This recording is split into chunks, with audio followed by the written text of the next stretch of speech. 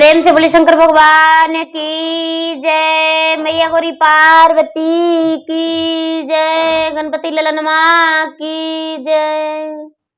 गुरु भाई बहना, मैं एक कथा सुनाने जा रही हूँ। इस कथा को पूरा सुनिए और रहस्य जानिए। आदि नहीं, आदि सुनने में शिव गुरु का अपमान होती है, पूरा सुनने में ज्ञान होती है। इसलिए कथा को पूरा सुनिए और रहस्य जानिए। हर हर महादेव, घर घर महादेव। गुरु भाई बहना,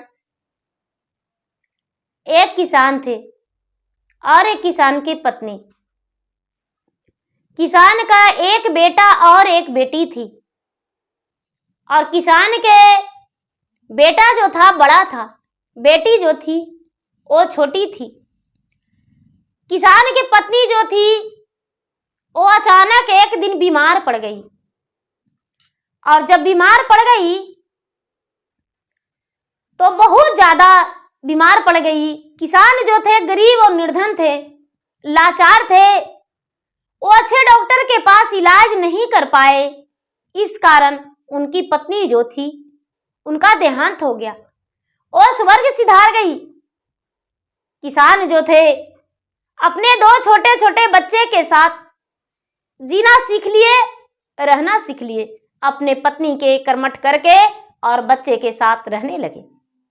किसान खुद का अपने बच्चे का भोजन अपने हाथों से बना कर देते थे, बच्चे का स्नान करवाते थे।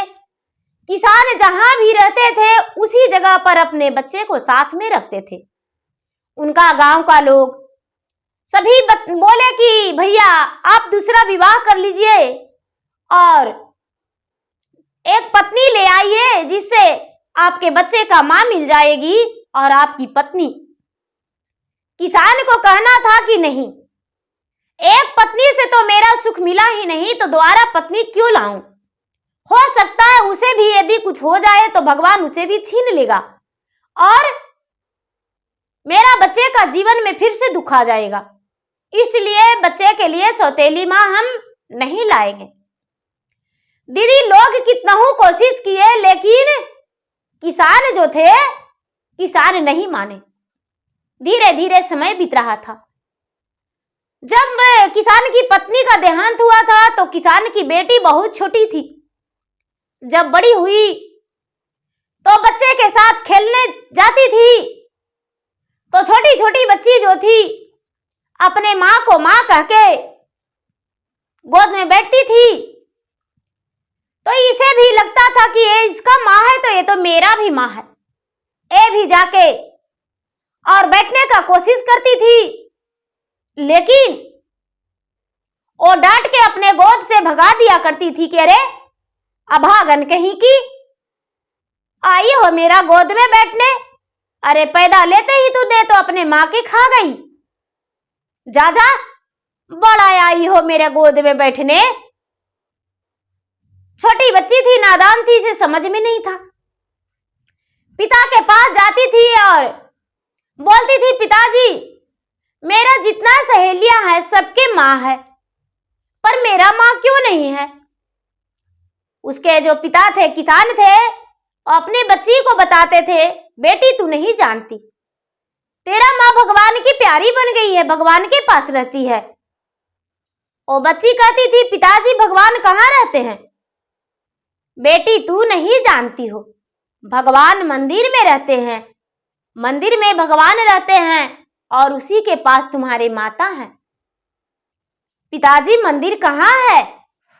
अरे बेटी मंदिर है ना, जाकर देखो। उस जो किसान थे अपने बेटी को हाथ पकड़ के और बताए, देखो ये मंदिर है। अब उस दिन से वो नादान बच्ची, छोटी बच्ची, अनज्ञानी बच्ची किसी सहेलिया के साथ नहीं खेलने लगी और भगवान से जाके प्रतिदिन यही कहती थी कि हे भगवान, आप मेरे मां को अपना पास क्यों रखें? आप मेरी मां को मेरे पास क्यों नहीं भेजे भगवान? आखिर ऐसा क्यों किए? नहीं भगवान, ऐसा मत कीजिए, मेरे मां को मुझे लौटा दीजिए। मां तू कहाँ हो? मां तू कहाँ हो? मां तेरा गोद में बैठना है। दीदी प्रतिदिन वो बच्ची भगवान के सामने जाके और पुकारती थी, और भगवान से कहती थी कि भगवान मेरा माँ को लौटा दो। अब ऐसा ही करते करते उसे ज्ञान हो गया, तो लोग उसे समझाए कि बेटी, कई लोग जो सभी एक तरह नहीं होते हैं दीदी, तो भैया कितने लोग उसे बताए कि देखो बेटी, जो भगवान के पास चल जाती है वो लौट कर नहीं आते, इसीलिए तुम्हारे माता जो है, बच्चेपन में तुम बच्ची थी और तेरे माता स्वर्ग सिधार गई है, इसीलिए तुम्हारी माता अब नहीं लौटेगी। अब भगवान के पूजा पाठ करो, तुम्हारे माता का आत्मा में शांति मिलेगा और तुम्हारा जीवन में हर खुशी आएगा। दीदी फिर भी ये मंदिर जाना नहीं छोड़ी, मंदिर जाते रह गई, मंदिर जाते रह गई, मंदिर में पूजा पाठ करते रह गई, भगवान का आरती मंगल कभी नहीं छोड़ी। धीरे धीरे किसान का बेटा बड़ा हो गया, और जब किसान का बेटा बड़ा हो गया तो किसान का बेटा का ब्याह हो गया और उनकी पत्नी आ गई। और जो पत्नी आ गई तो बासी आंगन में खाना खा लिया करती थी, बासी चूल्हा पे बना लिया करती थी, स्नान करने का तो नाम ही नहीं लेती थी। जल्दी 8 दिन 10 दिन पर स्नान करती थी। लोग उसे देखना बिल्कुल पसंद नहीं करते थे। और जो किसान की बेटी थी वो बेचारी बिना स्नान किए कभी भोजन नहीं करती थी, बिना स्नान किए पूजा किए भगवान के कभी नहीं रहती थी। अब उसका भौजाई को लगने लगा कि हे भगवान, जो आता है मेरा घर में सब इसी को पुकारता है, मेरा कोई आवाज नहीं देता है। कहीं भी चर्चा भजन शादी ब्याह सब इसी को बुलाता है, हमको तो कोई बुलावे नहीं देता है, कोई माने सम्मान नहीं देता है। आखिर हम क्या गलत हैं? इससे हम सुंदर भी हैं, फिर भी हमको क्यों नहीं बुलावा देता है। अब उसे अपना ननद को देखकर जलस होने लगा, अपने ननद को देखकर बड़ी दुखी रहने लगी।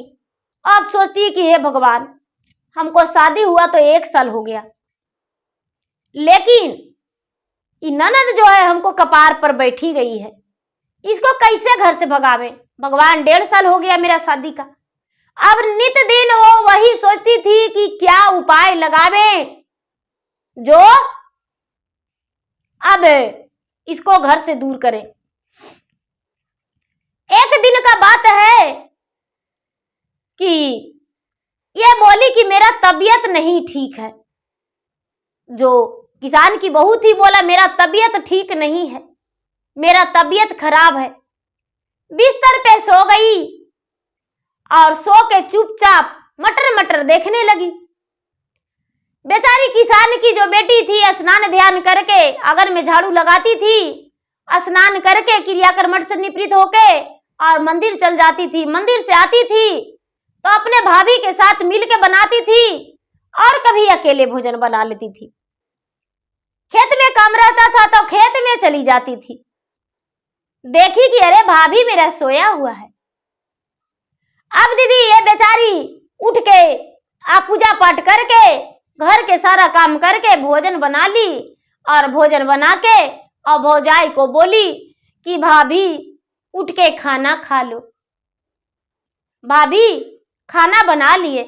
जो भौजाई थी, भौजाई ननद के बाल में लटक के और इसको मारने लगी और अपने आप को चिल्लाने लगी, हाय रे कोई है तो बचा लो मुझे, हाय रे कोई है तो मुझे बचा लो, मेरा ननद मुझे मार डालेगी, हम बीमार हैं, मेरा ननद मुझे मार डालेगी, हम बीमार हैं। अगल बगल के लोग पड़ोसन सुने, दौड़ के उसके घर गए और कहने लगे क्या हुआ क्या हुआ। ये बेचारी का हक्के बक्के बंद था, किसान का बेटी शिव शिष्या का था। ये लोगों से कह रही है नहीं, हम भाभी को मारने नहीं आए थे, हम तो खाना के लिए पूछने आए थे, पर भाभी मेरा बाल खींच खींच के मारी। लेकिन लोग इसका बात को नहीं माने। उसका भौजाई जो थी वो अपना चूड़ी फोड़ ली, बाल बिखेर ली, कपड़ा उधेर ली और ननद पे कलेम लगा दी। भोरे के तो फरलन भौजा हाथ शंखा चूड़िया है, फारी लेलन चिरवा से चोलिया रे की। हाय हाय हाय रे दैवा विधि है विधंत वेरे, कते भौजी लगेल नया छा रांगिया रे की। हम तो जनैती भौजी एता बुद्धि राचावा हो, हम नाही कहती भोजन करे अरे की। एक मान करे हो भौजी खाई जहरवा हो, दोसर माना जई बीजू बाना मरे की। तेसर मान करे भौजी पिता सिरा ने बते जी, करी न कबन कामन रे की। बेचारी मन ही मन सोच रही कि हे भगवान, एक मन मेरा कर रहा है कि जहर मोहर खा के मर जाए। मेरा भौजाई रोज मुझे 10 गाली देती थी, लेकिन फिर भी भौजाई का हम कभी नहीं बोले कि भाभी मुझे गाली क्यों देती हो। सारा काम मुझे पर छोड़ देती थी भाभी, लेकिन फिर भी मैं भाभी को नहीं बोली कि भाभी तू एक काम करो। आज तो भाभी ने मेरा हद ही कर दिया। मन तो करता है जहर खा के मर जाए, मन तो करता है बीजू बन जंगल में चल जाए, मन तो करता है कुछ भी करने का, लेकिन मेरा पिता का सर नीचा हो जाएगा, पगड़ी झुक जाएगा, मेरा भाई और बहन का प्यार टूट जाएगा, लोग पता नहीं क्या क्या सवाल उठाएंगे। हे भगवान, मैं क्या करूं? मैं तो आपके भरोसा हूं। भगवान, जब बच्चे में अपने माता को मेरा छीन लिए तो मैंने आपके मंदिर जाने लगा और आपके सहारे जीने लगा। लेकिन जब मेरा घर में भाभी आई थी तो मैंने भाभी को मां मान लिया था।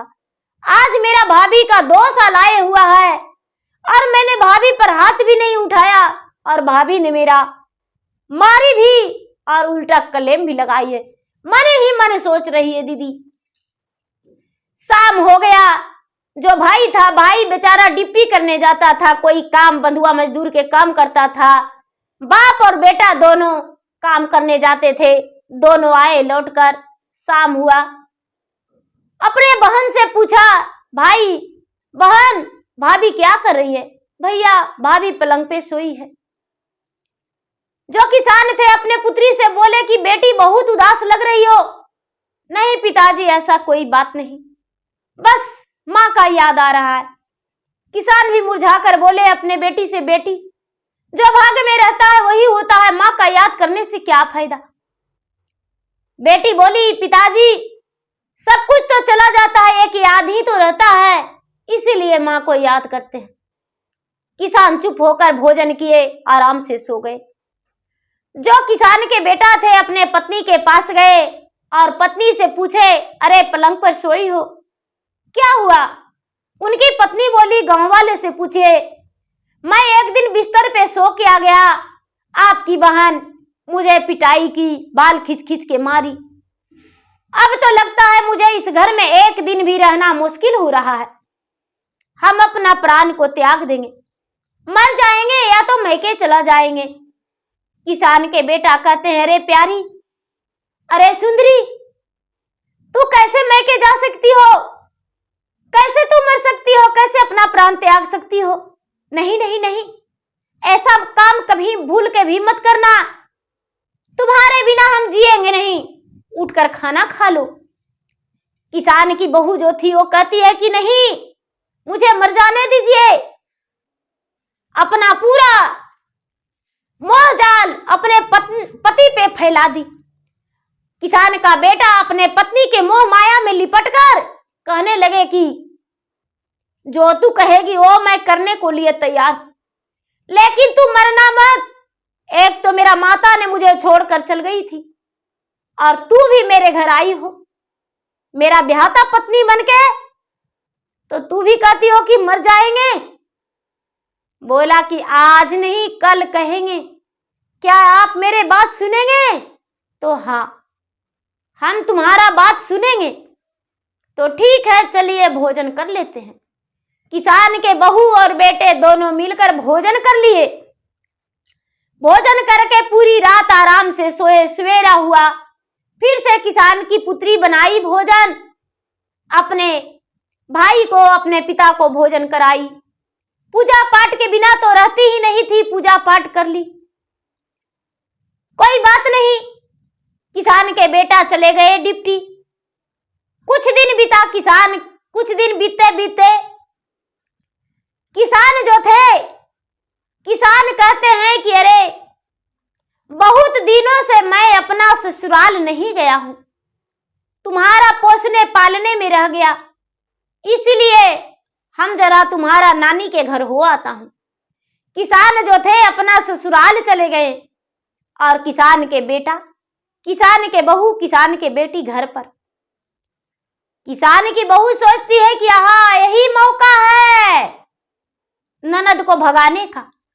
दीदी, किसान की जो बहू थी वो अपने पति से कहती है कि ये जी, अब बड़ी अत्याचारी हो रहा है, अब मुझसे बर्दाश्त नहीं हो रहा है, अब तो हम मर ही जाएंगे।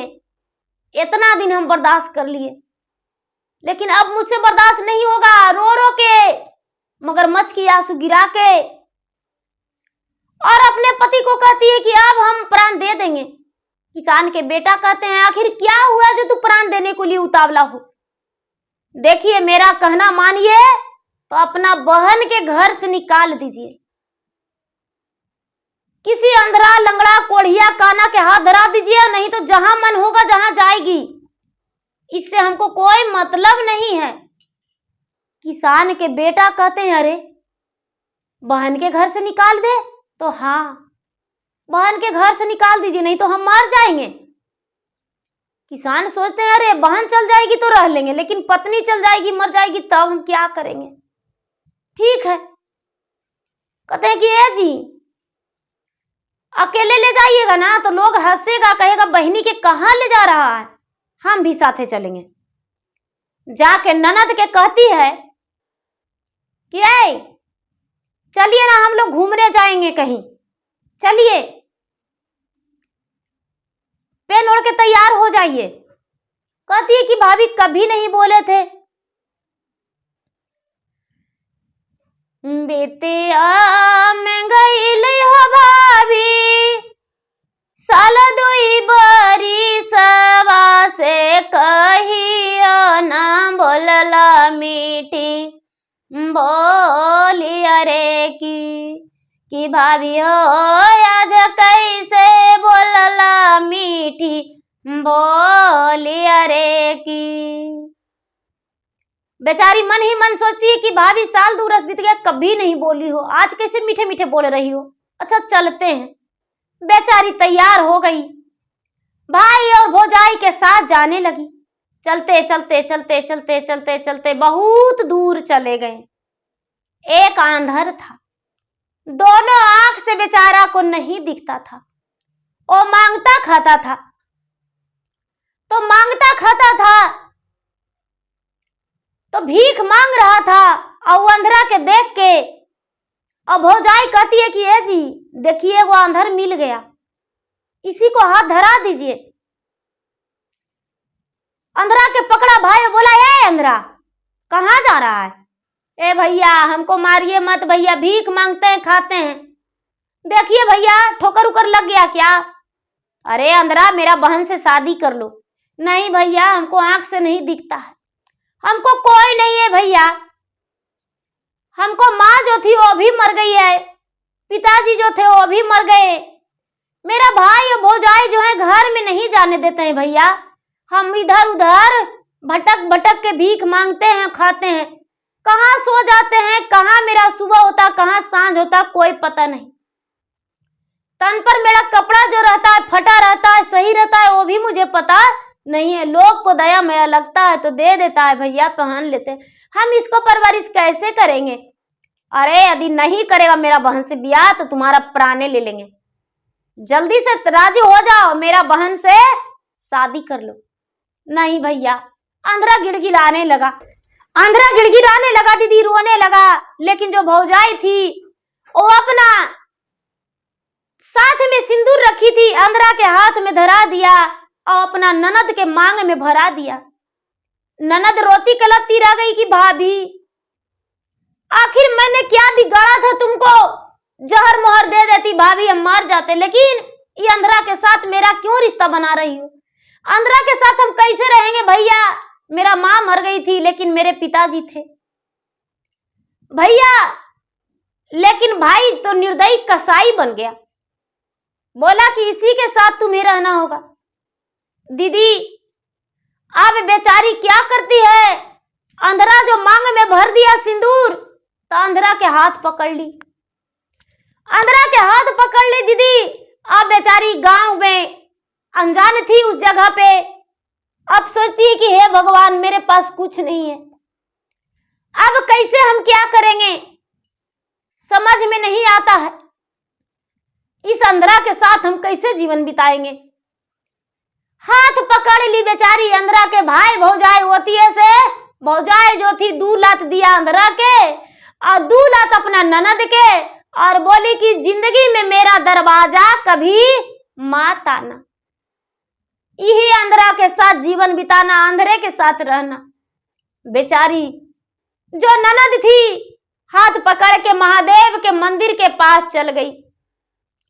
महादेव के मंदिर के पास चल गई और चुपचाप मंदिर के बाहर बैठ के और भगवान से यही कहती है कि हे भगवान, आखिर आपको पूजा पाठ करता है उसको यही सजा देते हैं।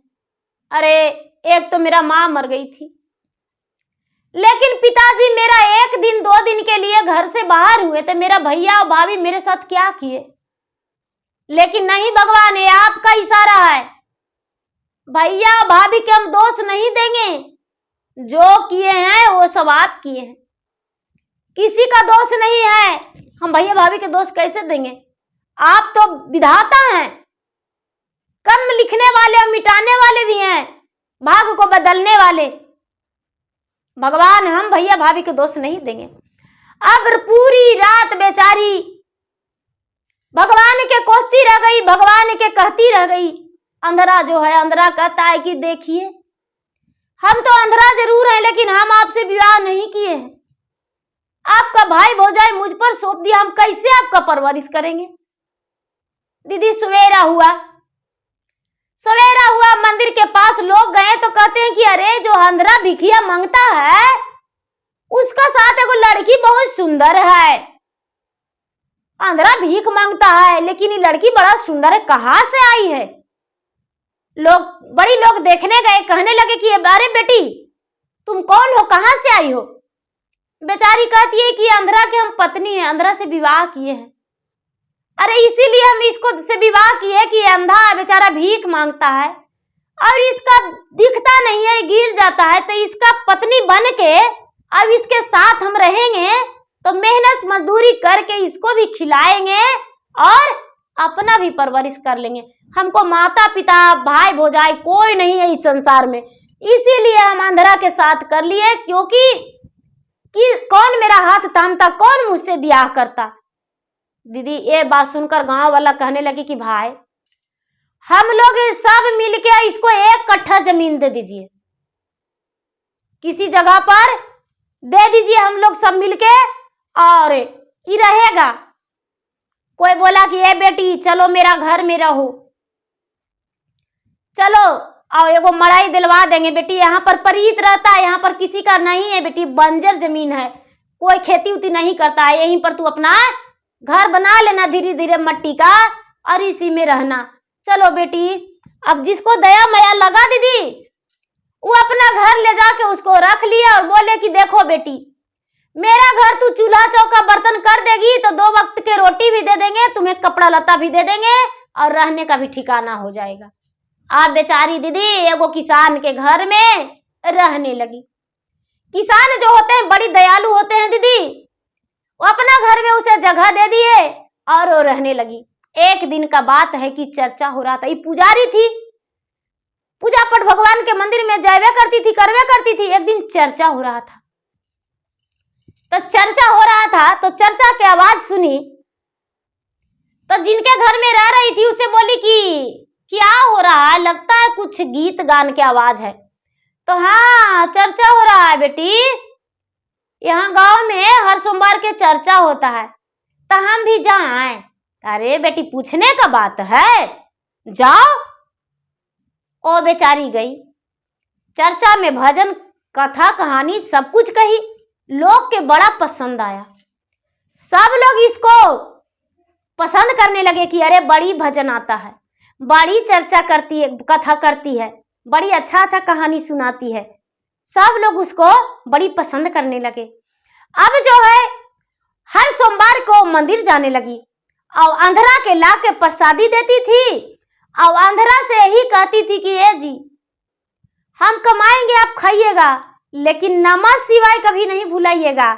इतने आप सुबह सुबह कहिएगा, सोते वक्त कहिएगा कि हे भगवान दया कर दीजिए, महादेव दया कर दीजिए, मुझे नेत्र दे दीजिए, हे महादेव मुझे नेत्र दे दीजिए, दया कर दीजिए महादेव, नमः शिवाय नमः शिवाय। उठते बैठते सोते जागते मन में बैठैले रहिएगा जी, भगवान एक दिन जरूर दर्शन देंगे। अंधरा जो था रात दिन नमः शिवाय नमः शिवाय नमः शिवाय नमः शिवाय जपने लगा। ए बेचारी तो काम भी करती थी, नमः शिवाय के नाम भी जपती थी, दया भी भगवान से मांगती थी। धीरे धीरे साल 2 साल बीता दीदी। जब साल 2 साल बीता तो जिस घर में रखी थी, उसका बहू बेटा कल मनाने लगे कि हाँ दूसरा के रखे हैं और ये हिस्सेदार बन जाएगा। तो गांव वाला बोले कि भाई ऐसा बात है, तो इसको बोले थे ना कि यहाँ पर 1 कट्ठा जमीन में ये बना लेगी, तो वहां पर एगो झोपड़ी सब मिलके लगा देते हैं।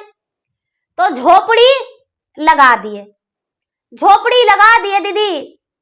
और झोपड़ी जब लगा दिए तो उसी झोपड़िया में रहने लगे। रहते रहते आ गया बरसात, और बरसात जब आ गया तो पानी पड़ने लगा। तो पहले आया आंधी, उसके बाद पानी बरसने लगा। झोपड़ी जा तो उड़ गया, मड़ैया उड़ गया, और दोनों पति पत्नी बारिश में भींजने लगे, थर थर कांपने लगे। कुछ भी दाल चावल साग सब्जी सब भींज गया। अब भूखे दोनों पति पत्नी रात्रि में बिता रहे हैं, भगवान की याद कर रहे हैं दोनों। मैया पार्वती और शंकर भगवान दोनों सैलानी के लिए निकले थे, दोनों घूमने के लिए निकले थे। तो बेचारा अंधरा जो है 12 बजे 1 बजे रात में नमः शिवाय नमः शिवाय नमः शिवाय।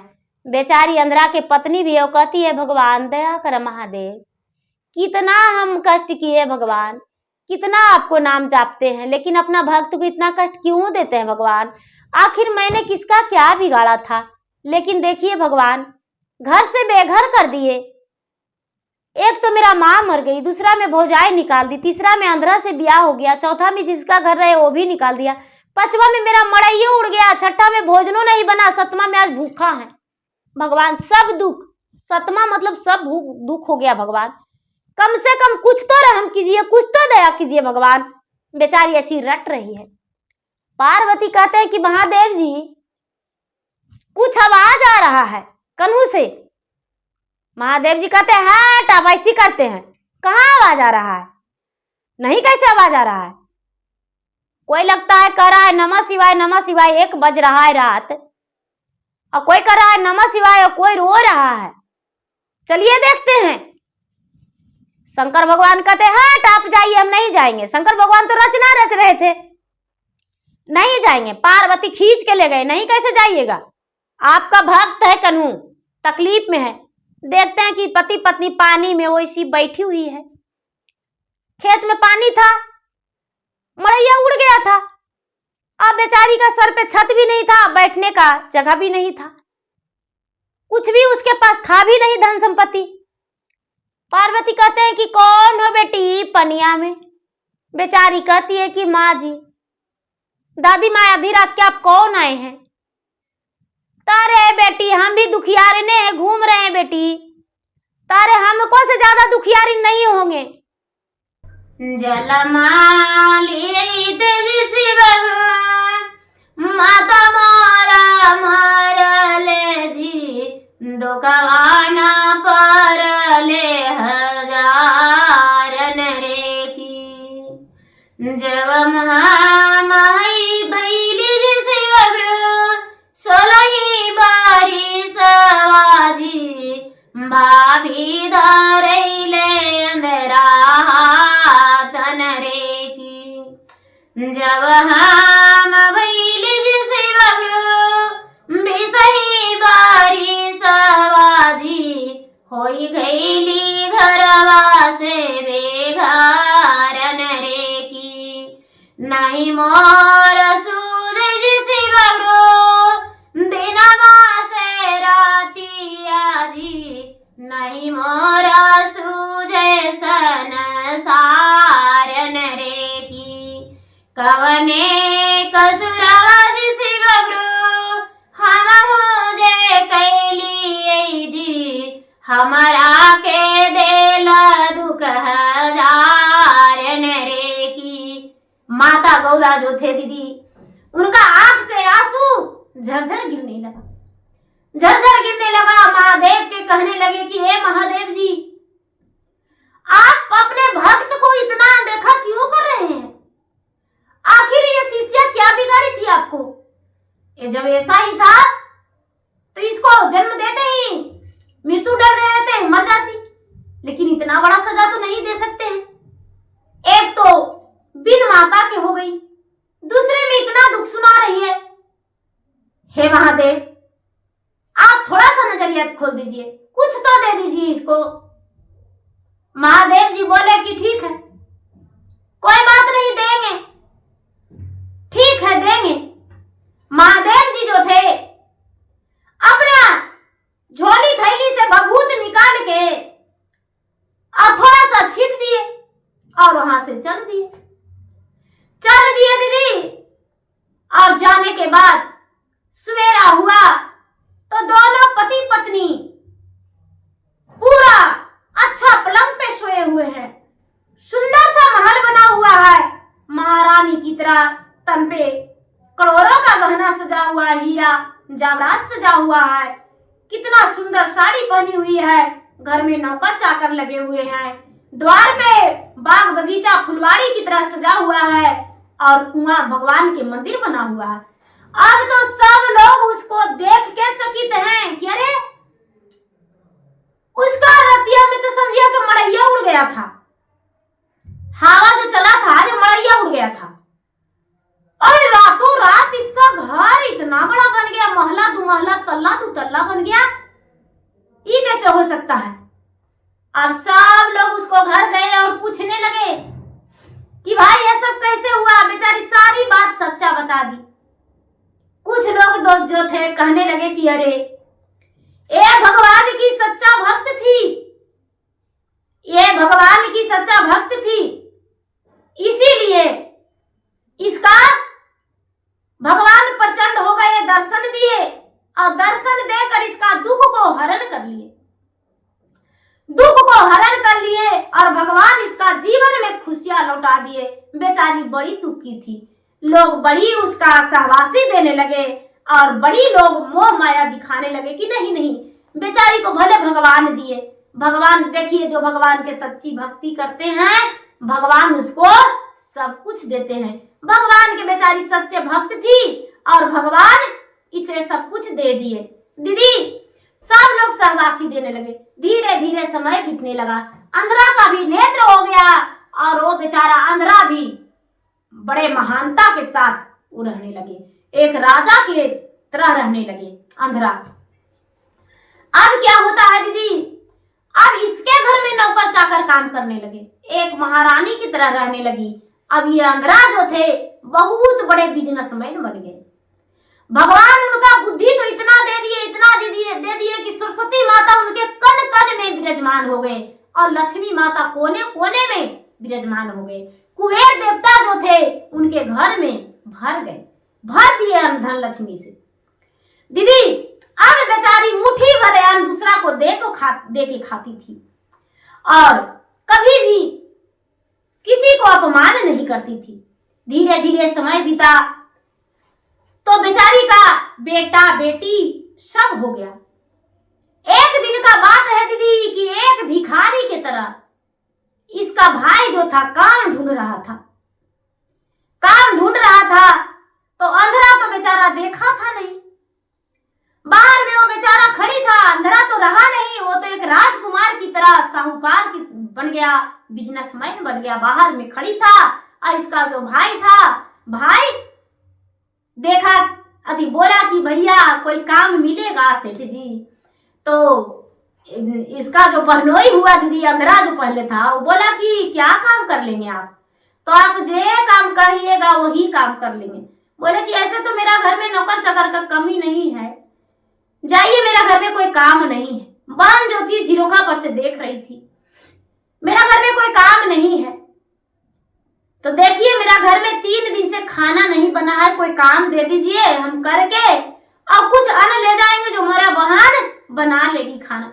बोले कि देखिए जब ऐसा बात है तो फूल बगीचा जो है इसको पटवन कर दीजिए और कुछ दे देंगे हम सांझ के।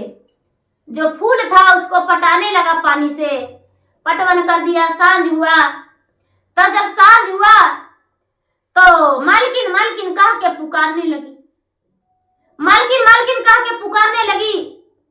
वो बेचारी बाहर निकली, अपना भाई के देख के आंसू झरका रही है, लेकिन याद आ रहा है कि हे भगवान, मेरा भैया और भाभी बोले थे कि मेरा घर मत आना, कैसे हम भैया से बोले भैया कहें?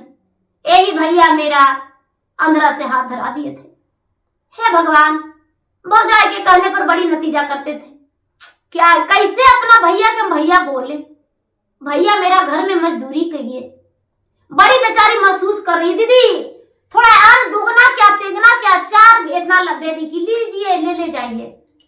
अब भाई अपना बहन को नहीं पहचान रहा है, लेकिन बहन जो है भाई के पहचान रही है। भाई को क्या लगा कि मेरा बहन कैसे इतना बड़ा सेठानी हो सकती है। घर गया, और जब घर गया तो अपने पत्नी से बोला कि लाए चावल कमा के देखो। अरे इतना कैसे दिन भर में कमा लिया? अरे वो सेठ जी ही काम किए। अजी ठीक है, फिर बिहार जाइएगा। अब प्रतिदिन उसके घर जाने लगे और उसका घर से अन्न लाने लगे, लेते लेते लेते लेते लेते लेते, लेकिन दीदी कितना दे देती थी बाहर, लेकिन इसका घर में रहता था नहीं। कहते हैं लोग कि लूट लाओ कुट खाओ फिर पड़ोसी वही जाओ, इसका घर में रहता था नहीं, क्योंकि लक्ष्मी माता का अपमान की थी। बहन जो थी बहन घर के लक्ष्मी थी, और लक्ष्मी का इसका पत्नी अपमान किया है, दोनों मिलकर अपमान किया। एक दिन का बात है दीदी कि 4-6 महीना बीता तो कहती है कि आप काम करने आते हैं तो आपको घर कहाँ है?